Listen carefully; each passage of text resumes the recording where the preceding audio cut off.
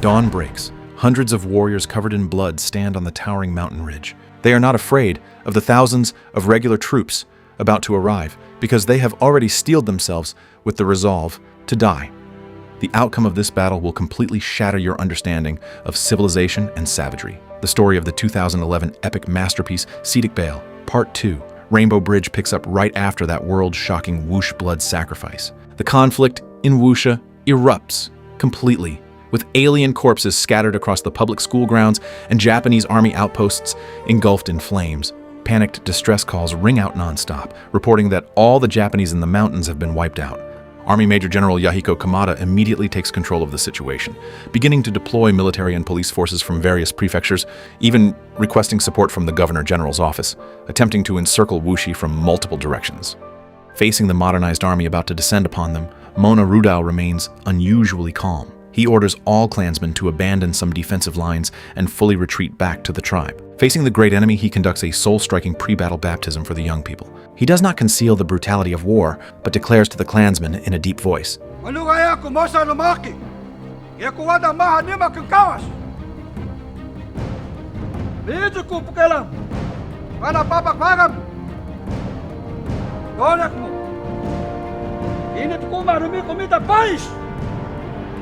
Akan kutulo pais sita.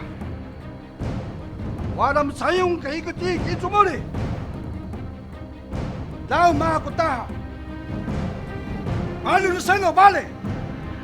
Mausete kala. Iyaklaw mo kintala saya. Manarutan alam. Manadiso wewa malaki. Mga kutaha sa pro komentari. But there is a detail here that most people easily overlook. This war had no possibility of victory from the very beginning. The Seediq people deeply understand the disparity in strength. Their decisive battle is not to repel the Japanese army, but to win qualification to cross the Rainbow Bridge through a faith sacrifice that chills the enemy to the bone. On the other side, the resident police officer Genji Kojima, well-versed in the using savages to control savages strategy, finds Temu Wallace, the chief of the Tonbara tribe. Genji Kojima exploits the long-standing tribal grudge, using Mona Rudao's arrogant words to provoke Temu Wallace, and demonstrates the Japanese army's firepower superiority.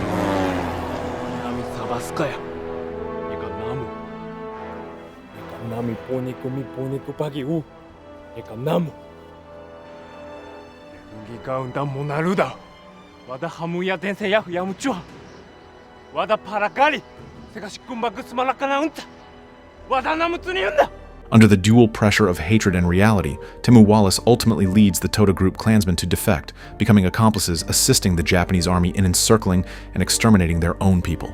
This vicious divide-and-conquer tactic casts a shadow of kin slaughter over the resistance. At the same time, before this disparate confrontation officially erupts, the most tragic farewell in film history is unfolding within the tribe. In order not to consume the limited food supplies at the front lines, allowing the men to engage in prolonged maneuvering with the Japanese army in the dense forests, the women and children of tribes such as the Pualan tribe make an extremely cruel choice. They use the excuse of retreating into deeper forest, but in reality, head toward their final resting place in death. A mother stops her grandson, Bawan Nao, who wants to follow her. Bawan! Magalas ko balay. Diseno namu pulu balay ka na namu. Saya maku mudala telangan ludan ta. Mudala mia kelita pensuan namu. Ia eyas menekun. Sembangan naku nama hiya. Afterward, these great women all commit suicide in the deep, secluded woods, severing the warriors' worries in the most resolute way. This sequence of shots is extremely impactful, stemming from the director omitting the score and using restrained camera work to show the Seediq women's journey to death. To them, death is not a tragedy, but the highest sacrifice for the tribe. This value transcending life, and death makes the self-proclaimed civilized invaders appear utterly insignificant. Also facing desperation are Seediq police like Hanaoka Ichiro and Hanaoka Jiro, who received Japanese civilization education from childhood. They are torn between their identity as imperial subjects and the call of the Seediq ancestral spirits, their hearts ripped to shreds. In the tragic fog of the deep mountains, they utter the most desperate soul interrogation.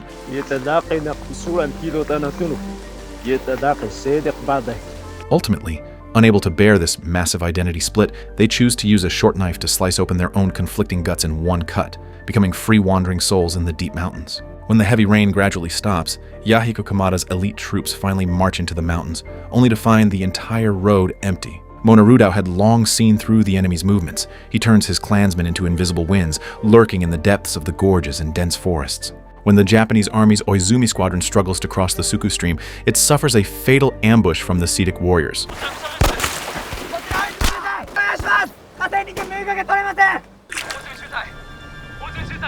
This tribal armed force of over 300 moves as if on flat ground on the steep mountain paths.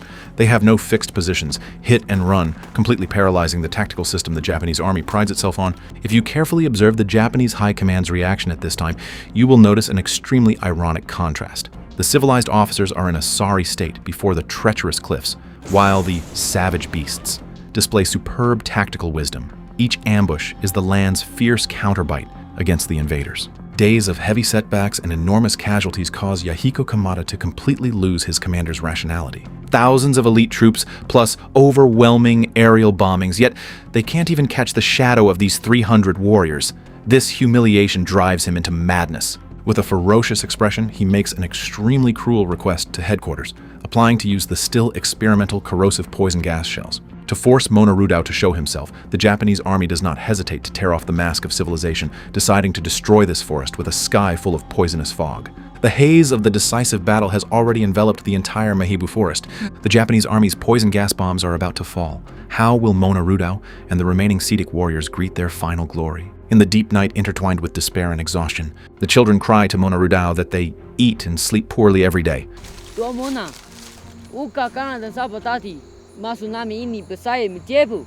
Mtena miyang kana namu ini tabras mekan. Ini tabras taki. Uhe kupa pusuru apun kuna kuburis zahu. Facing these children who should be running carefree in the mountain forests, Mona Rudao shows no anger, but uses an extremely deep and solemn voice to tell them the Seediq clan's most ancient origin myth. He tells the children that on Whitestone Mountain there is a great tree named Boso Konfuni, half of whose trunk is wood and the other half is hard rock. This tree gave birth to a boy and a girl, who ultimately multiplied into the true Seediq people. There is actually a profoundly meaningful metaphor hidden here. Most audiences may only take it as an ordinary bedtime story, but the totem of half wood, half rock perfectly interprets the Seediq people's national character. They are like the trees in the mountain forests, with vigorous vitality and deep love for this land, yet also, like the rocks on the high mountains, unyielding and unbreakable in order to protect their faith. This is also why the Japanese army's airplanes and cannons can never truly conquer these souls fused with the great mountains.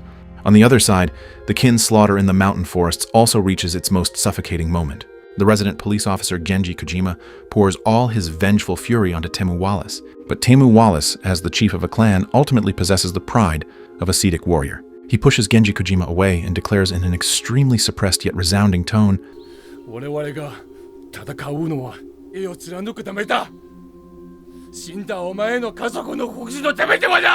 Temu Wallace's tragedy lies in the fact that until his death, he was trapped in the tribe's old logic of hatred. He longed to prove his martial valor on the hunting ground, yet in this war manipulated by civilized people, he lost his way to the Rainbow Bridge, ultimately dying under his compatriots' blades in the Valley Melee, carrying endless regret and dislocation. As the Japanese army presses step by step, Yahiko Kamada overrules all objections and finally unleashes the still experimental corrosive poison gas shells into the Mahibu forest. In an instant, the serene ancient forest turns into purgatory. This is an extremely ironic light of civilization. When modern civilization cannot make the savages submit in spirit or body, they choose the most despicable, most anti-human means to end this battle. In the face of this devastating disaster, Mona Rudao understands that the physical defense has reached its final limit.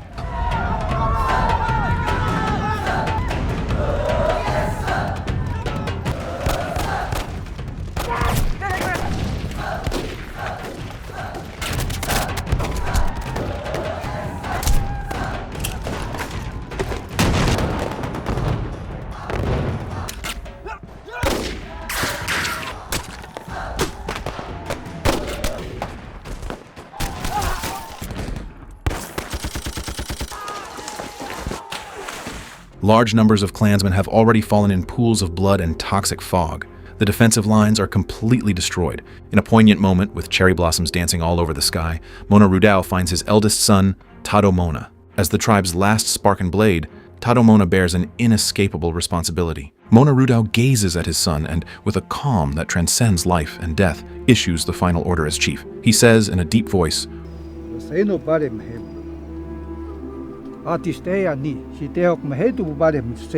this is not merely a military command, but the final entrustment to the Seediq soul. Immediately after, Mona Rudao makes a decision that shocks everyone. Before leaving, he prays for forgiveness from the ancestral spirits in the void. He whispers softly,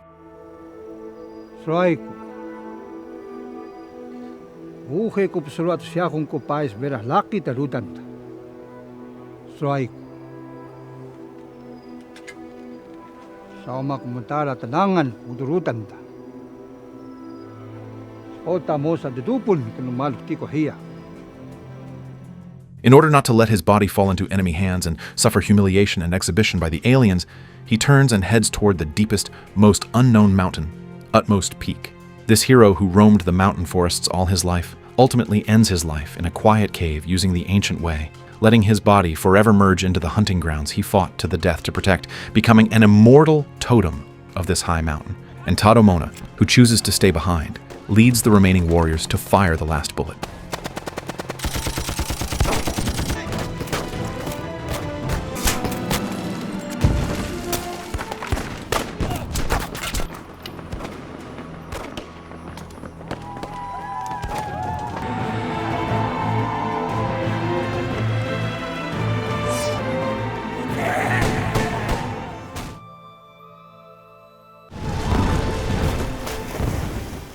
His sister, Mahung Mona, is rescued by the Japanese army in the midst of a desperate hanging, and she painfully questions Tado Mona why he still makes her endure the pain of surviving. Carefully savor Tado Mona's answer at this moment. This is the most precious spark of life the entire movie leaves for the audience after experiencing two epic slaughters. Tado Mona does not bind his sister with hatred, but tells her with extremely tragic tenderness that since she has survived, she must take on a mission even harder than death. He instructs Mahung Mona, make every child a proud Seediq, living with chest held high. Death is to protect the pride and soul that belong to men, while living in humiliation is to ensure that the Seediq bloodline does not perish from this world.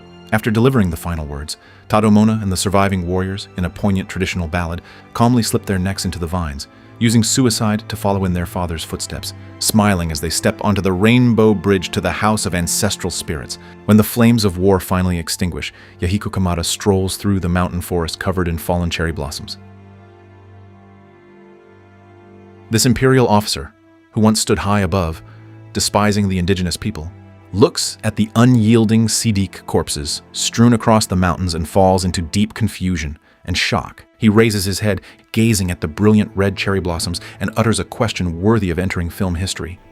日本からはるかに遠いこの台湾の山岳で我々大和民族が100年前に失った武士道の精神を見たのだろうか。